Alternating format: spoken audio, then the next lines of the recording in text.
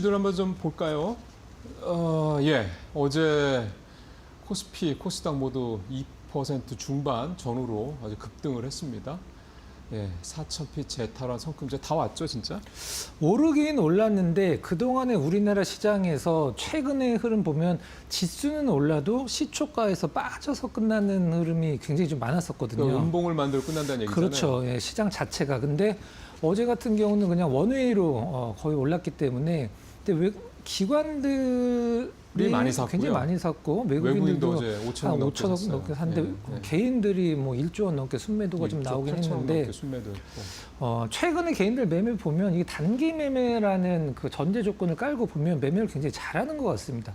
떨어졌을 때 사고, 어제 이제 올랐을 때 차익 실현하고 그래서 어제 코스닥이 특히 눈에 띄었는데 물론 바이오랑 2차 전지가 굉장히 좀 지수 자체를 쌍끌이로 이제 끌어올리긴 했는데 어제도 그 2차 전지들이 굉장히 많이 올랐잖아요. 네, 근데 네. 리튬 가격 얘기하면서 한 달 전보다 20%가 올랐다라는 부분이 이제 강조가 됐는데 어제도 SK랑 한투에서 2차 전지 관련돼서 상당히 좀 보수적인 의견들이 좀 많이 나왔어요. 그런 네, 부분들 한번 좀 참고를 하시면서 좀 많이 올랐으면 좋겠습니다. 네. 예, 뭐 펀더멘탈까지만 보면 2차전지는 아직은 약하죠. 네. ESS에 대한 기대감이 높은 건 맞지만 매출도 나오고 있는 건 맞지만 여전히 아직 EV 쪽이 비중이 네. 훨씬 크기 때문에. 네. 자, 두 여기에서 번째, 예, 조금 가보죠. 더 추가 설명을 네. 좀 드리면 지금 미국에서 사실 현대자동차도 전체 매출의 44% 정도가 미국에서 나오거든요. 거의 절반이네요. 그렇죠. 근데 지금 현재 미국 내에서 전기차와 ESS의 비율을 보면 ESS가 4% 정도밖에 안 된다라고 합니다. 전체 그러니까 배터리 시장에서 100이라고 했을 때 생각했던 것보다 아직은 굉장히 좀 작네요. 네, 일단 그렇기 때문에 ESS에 대한 어떤 과도한 기대는 조금 뒤로 미루자. 일단 숫자로 증명이 될 때까지 좀 기다려도 되지 않나라는 게 이제 최근에 어떤 2차 전지에 대해서 좀 약간 보수적인 의견을 내놓은 증권사들의 의견의 대다수가 숫자로 증명이 안 되고 있다. 물론 그렇죠. 예. 이제 주식 시장에서 가장 좀 실수라고 할 수도 있고 너무 숫자에 연연하면 사실 만약에 어떤 주식이 지금 10,000원인데 이게 만약에 10만 원까지 가서 우리가 흔히 텐백어가 났다라고 한번 얘기를 하면 뭐 효성이나 뭐 현대일렉 이런 기업들 과연 뭐 20배, 2000%까지 올라올 정도로 실적이 뭐 그렇게 좋아졌냐? 물론 너무 실적이 좋아졌지만 20배까지 올라올 정도의 실적은 아니지 않나. 그렇죠. 그러니까 펀더멘탈로 그렇게 네. 짧은 기간에 올라가기 네, 힘들죠. 숫자에 연연하면 사실 굉장히 힘들어지거든요. 그래서 2차 전지도 뭐 모멘텀만으로도 움직일 수 있으니까 보고서 내용이나 이런 것들은 그냥 참고만 하시고 너무 이렇게 심각하게 보지 않으셔도 될 것 같습니다. 네. 저는 개인적으로 2차 전지가 바닥을 찍었다라는 것만 확인한 것만으로도 그렇죠. 예, 큽니다. 충분히. 네. 왜냐하면 2차 전지를 단기 트레이딩 하시는 분들도 물론 계시겠지만 2차 전지를 아주 오랫동안 갖고 계시는 분들도 그리고 갖고 계실 분들도 계실 거거든요. 그런 분들 입장에서 봤을 때는 사실 제일 걱정나는 게 내가 샀는데 더 떨어지는 거 이거잖아요. 네. 그러니까 그것만 지금 완전히 그거는 거의 해소됐다고 봐야 될 것 같죠, 그죠? 네. 그렇다고 네, 하면 가장 뭐 중요한 건 이제 코스닥 시장에 갈 때 2차 전지가 가고 있다는 얘기잖아요. 같이 갈 것이냐. 예, 이제 예. 그것도 그게 그렇죠. 가장 중요합니다. 예. 지금은 말씀하신 대로 바이오와 2차 전지가 좀 사실은 그게 또 시총의 상위를 다 차지하고 있고 네. 같이 가준다고 하면 코스닥도 상당히 좀 기대를 해볼 만한 저희 거죠. 코리아 빅샷에서 관심주로 들었던 오스코텍이 지금 바이오 쪽에서는 거의 대장주 노릇을 하고 있습니다. 네, 그래요? 네. 그러면 알테오전처럼 50몇만 원 가는 거예요? 네. 자, 11월 미수금 평균 1조 원, 반대 매매도 100억 원대. 100억 원대입니다. 100억 원대. 하루에 100억 원씩의 네, 반대 매매가 네. 나온다. 근데 이 반대 매매가 나오는 이 구조를 좀 설명을 해주시죠. 일단 미수를 전제 조건을 해서 말씀을 드리면 이제 월요일 날 내가 미수로 매수를 했어요. 내가 이제 뭐 1,000만 원이 있으면 만약 증권사에서 1,000만 원 정도를 빌려서 2,000만 원 정도를 매수를 했습니다. 그럼 이제 1,000만 원이 미수금인 거고. 네, 그렇죠. 이자가 굉장히 셉니다. 지금 연중 기준으로 봤을 때 거의 뭐 9% 왔다 갔다 하기 네. 때문에 그럼 수요일까지 내가 이걸 안 팔았어요. 수요일까지. 네. 수요일까지 원래 갚아야 되는데 팔아서 갚거나 아니면 아, 현금으로 그러면은 입금하거나. 미수를 걸 때는 3일에 네. 끝내야 되는 거예요? 네, 그렇죠. 우리가 보통 T+2라고 표현이 되는데 안 갚으면은 증권사들이 목요일날 동시효과 때 강제로 매도를 합니다. 그 미수만큼. 네. 근데 그게 거의 예전에 15%였었을 때 그냥 하한가로 주문을 냈고 아. 지금은 20% 내외로 그냥 마이너스 20% 수준으로 무조건 체결이 돼버리게 그러니까 강제로 그렇죠. 매도가 나옵니다. 그렇게 낮게 내리면 네. 무조건 체결되죠. 예, 그게 이제 뭐 강제 청산 당했다라고 하는 게 바로 그 부분입니다. 레버리지를 쓴다라는 건 무슨 얘기예요? 그러면? 레버리지가 이제 신용 미수가 레버리지죠. 네. 근데 레버리지를 뭐 본인 뭐 이렇게 뭐 세 배까지 쓸 수 있죠. 근데 그거가 내가 레버리지를 쓰려면 그냥 신용으로 주식할 때 뭐 그러니까 매매를 할 매수를 할 때 그 뭐 몇 퍼센트 몇십 퍼센트 이런 게 있던데 그걸 그냥 쓰면은 그게 레버리지가 되는 거예요? 그렇죠. 네. 이게 첫 번째 이슈를 한번 다뤄보고 지금 시장에서 신용 이제 시장 주요 종목군들 중에 신용이 얼마만큼 들어왔고 신용이 얼마만큼 빠졌는지 그걸 한번 네. 체크를 해보도록 하겠습니다. 좋습니다. 삼성전자는 버티는데 왜 50만 닉스도 깨질 판? 오늘 다 조금씩 어제는 많이 떨어졌다가 반등을 했고 네. 오늘도 좀 전에 보니까 프리마켓에서는 삼성보다 낫더라고요. 물론 뭐 기사는 이렇게 뽑혔지만 만약에 삼성전자가 떨어지고 하이닉스가 올랐다면 하이닉스, 뭐 구글 TPU, 뭐 HBM, 3E, 뭐 공급 이런 뉴스로 오히려 하이닉스 쪽이 더 좋은 뉘앙스로 기사가 나왔을 텐데 최근의 흐름 보면 삼성전자 대비해서 하이닉스 흐름이 좀 주춤하니까 이런 쪽으로 기저가 많이 뽑히는 것 같은데 외국인들 매도가 지금 뭐 멈추지를 않기 때문에 네. 뭐 삼성전자 대비해서 좀 약간 수급이 깨진 상황이긴 한데 저는 구글 TPU 때문에 이게 여기 이제 기사 내용은 이런 거죠. 삼성전자 브로드컴의 메모리 최대 수혜주. 네. 최대 점유율을 하고 있다. 네. 비중 중에. 근데 반대로 구글 TPU를 만드는 그 HBM 공급은 하이닉스가 하고 있거든요. 근데 주가 때문에 이런 식의 어떤 뉘앙스의 제목이 뽑히는 거지 전혀 제가 봤을 땐 구글 TPU 때문이 아니라고 생각을 하고 있습니다. 하나만 더 여쭤보죠. 엔비디아의 독점은 이제 깨지는 거잖아요. 뭐 분위기는 그런 것 같습니다. 네. 네. 그렇게 되면은 센티 측면에서 봤을 때는 SK하이닉스의 우호적이지는 않은 거 아니에요? 네, 시장이 조금 약간 어제 막 이 말씀을 제가 드리려다가 중간에 좀 약간 시간 때문에 끊었는데 만약에 지금 LP DDR 관련돼서 삼성전자는 충분히 그걸 공급할 여력이 되거든요. 네. 공정 자체가. 근데 하이닉스는 지금 HBM 쪽으로 너무 많이 돌려놨기 때문에 물량적인 측면에서 하이닉스가 그 부분에서 상당히 불리할 것이다라는 LPDDR 쪽으로. 네, 네네. 돌릴 수가 없는 상황이니까 그래서 그 부분에 있어서만큼은 삼성전자가 상당히 유리하다 이렇게 시장이 지금 보고 있고 저도 그 부분에 맞는 것 같습니다. 그러면은 두 회사만 놓고 본다 그러면 올해는 확실히 SK하이닉스가 완승이었다고 치면 내년은 네. 완승은 아닐 거고 삼성전자가 어떤 그런 펀더멘털적인 측면, 수익성 측면도 그렇고 업황 돌아가는 판도 그렇고 일단 생산 캐파에서 뭐 상당히 큰 차이가 나니까. 네. 사실 그런 것들을 지금 외국인이나 기관들도 삼성전자를 사면서 그런 것들이 나타나고 있는 게 아닌가 생각이 좀 드네요. 마지막으로 가보죠. 닥터 둠 루비니. 참 루비니 교수 오랜만에 들어봅니다. 이 사람이 낙관론을 제시했다. 올 여름까지만 하더라도 닥터둠이라는 이름에 걸맞게 미국 뭐 플래그 스테이션 강하게 온다. 금 같은 거를 사야지 주식 시장은 좀 뭐 이렇게 틀린 얘기도 아니었네. 네, 그렇죠. 금값 많이 올랐잖아요. 근데 지금 작년 11월에 이제 그 상장된 미국의 그 울트라 이렇게 ETF 이름인데 앞에가 울트라인데 중간에 좀 약간 이름이 기억이 안 나는데 그 운용력이에요. ETF 운용력입니다. 지금 이 루비니가? 예, 예. 이 교수가 자기가 직접 ETF를 운용을 한다고요? 예, 운용력입니다. 그 운용력이라는 게 펀드 매니저 얘기하는 거죠? 네네네.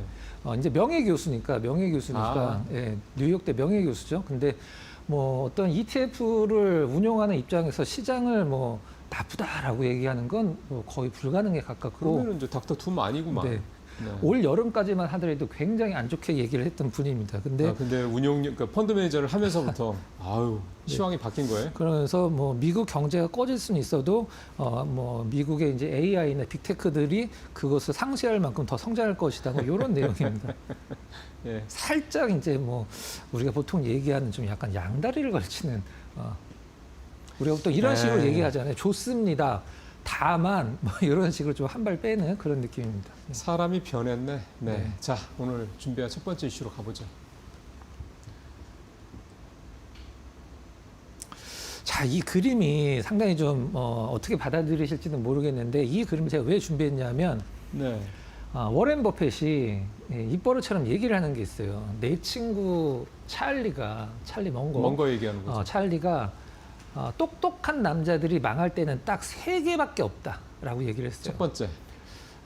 이제 술, 음. 그다음에 두 번째는 뭐 그냥 이성이라고 표현을 하도록 하겠습니다. 네네네. 세 번째는 주식 시장에서 레버리지를 쓰는 것이라고 딱 3개밖에 없다고 얘기를 했는데 이 사진 한 장에 그 3개가 다 담겨져 있는 듯한 느낌이 있어서 제가 이제 준비를 했고 두 번째는 좀 오해 소지가 있으니까 제가 한 말은 아니고요.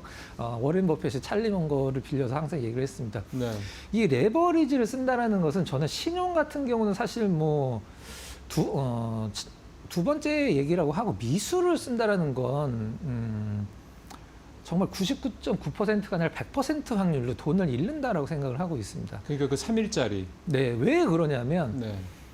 미수를 쓰는 분들은 흔히 하는 착각이 있어요. 내가 돈이 없기 때문에 주식시장에서 돈을 못 번다라고 생각을 해서 미수를 씁니다.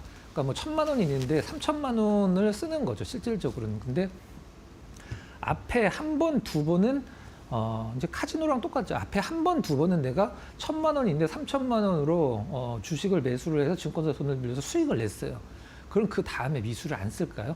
계속 그러면 그 이제 습관이 되죠. 계속 쓰게 됩니다. 정말. 근데 그게 한 번 반대로 뭐 시장의 영역이든 종목의 악재가 갑자기 나타나서 급락이 하루라도 나오면 바로 깡통입니다. 절대 돈을 벌 수 없어요. 네. 그 구조를 그러니까 한마디로 돈이 없기 때문에 돈을 못 번다라는 것은 말 자체가 안 됩니다. 네.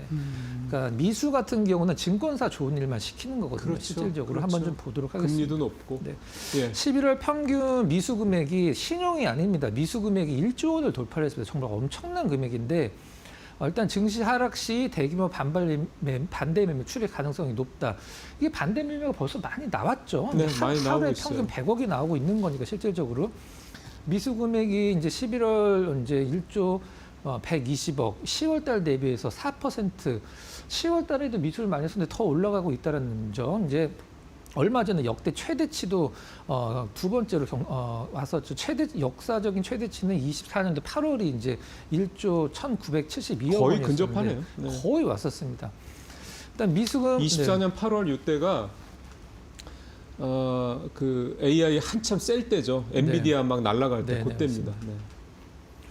그래서 이제 반대 매매를 한번 당해버리면 만약에 미수를 풀로 썼을 때 반대 매매를 당하면 바로 깡통이기 때문에 저는 신용은 사실 뭐 종목만 잘 잡으면 내가 정말 완벽하게 내가 좀 계속적으로 월급을 타면서 내 계좌에 어떤 추가적인 투입금을 투여를 할 수 있는 상황이면 저는 정말 좋은 주식을 장기 투자하겠다. 그럼 신용권은 말리지는 않겠습니다. 하지만 미수는 100% 깡통으로 가는 지름길이에요. 그래서 지금 신용융자도 26조 원대로 미수가 계속 늘던데. 네, 미수가 1조 원대, 신용이 26조 원대죠. 엄청난 부분입니다. 신용은 그럼 이거는 신용거래융자는 어떻게 하는 건데요?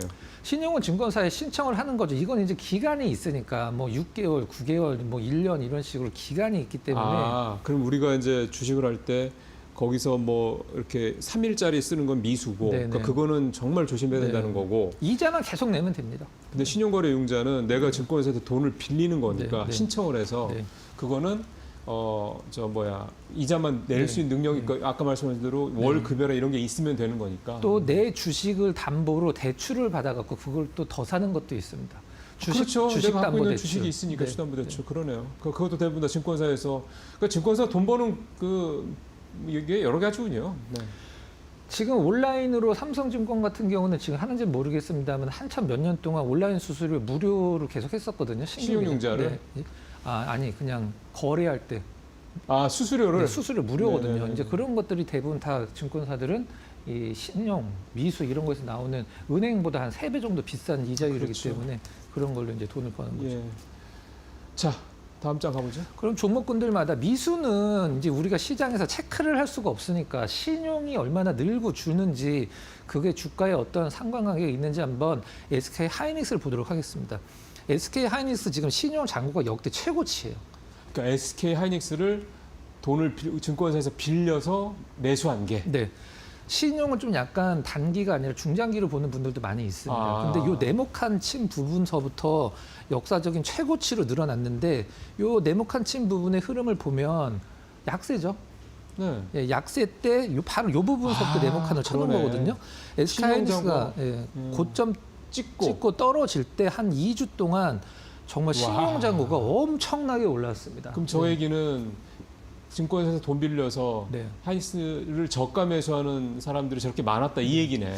근데 뭐 앵커께서는 어떤 느낌을 보실지 모르겠는데 약간 좀 이게 좀 약간 상반되는데요? 약간 반대입니다. 네. 네, 약간 반대예요. 과거부터 사실 최근 흐름도 올라갈 때 이제 미수가 신용장고가 줄고. 신용으로 샀다가 올라가니까 신용을 우리가 보통 뭐 턴다라고 이렇게 표현을 하기도 하거든요. 그러니까 좀 약간 지지부진할 때 신용으로 샀다가 이제 올라가니까 신용으로 수익 실을 했다 이렇게 볼 수도 있는 부분이기도 하고요. 그러면 주가가 올라서 내가 빌린 거를 주식을 팔아서 네. 갚았다 이런 얘기가 네, 되는 거죠. 되게 잘하는 거 아니에요, 저거는? 저는 상당히 스마트한 개인 투자자들이 정말 뭐 많다라고 생각을 하고 있습니다. 반대로 생각을 할 수도 있지만 또 반대로 생각을 하면 거의 최고치 찍었을 때도 신용이 좀 늘어났긴 했습니다만은 약간 주춤할 때 그것도 차익 실현해버리는 그러네요. 그렇죠. 그런 부분들. 네. 그러니까 다음 다음 장 가보죠. 삼성전자 한번 보도록 하겠습니다. 느낌이 좀 약간 그러니까 다른데요. 하이닉스는 그렇고요. 네, 삼성전자 느낌이 삼성전자는- 약간 다르긴 한데 비슷하기도 합니다. 최근에 네. 고점 찍고 좀 내려올 때 주춤할 때 정말 신용잔고 엄청 늘었고 최근에 좀 약간 뭐 3일 정도 반등 주면서 신용잔고가 좀 약간씩 좀 줄고 있는 느낌인데 역시 하이닉스와 마찬가지로 큰 틀에서 봤을 때는 신용잔고 증가했을 때 주가가 빠지고 주가가 올라가면 신용잔고가 줄고 이렇게 뭐 해석하기 나름인 것 같습니다. 또 있습니까? 에코프로 한번 보도록 하겠습니다. 그러네요. 예, 에코프로. 예. 이게 와, 정말 엄청나네요. 정말 다이나믹한데 제가 이걸 왜 갖고 왔냐면 신용 잔고가 정말 단기간에 이렇게 줄었다는 것은 언제 어떻게 샀길래라고 이제 생각을 할 수 있는데 대부분 이제 주가가 빠졌을 때 혹은 연하게 올라올 때 신용이 엄청나게 늘어났거든요.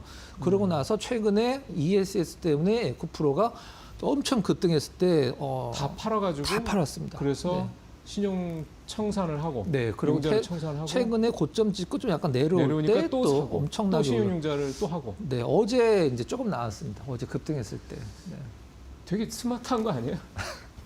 굉장히 잘하는 근데 분들이 많습니다. 사실 저희가 여기서 그래서 이제 주가가 오를 거라고 반등할 거라고 보는 뭐 종목들은 이렇게 신용융자를 열심히 해서 이건 무슨 증권사 홍보하는 것도 아니고 그거는 아니고요.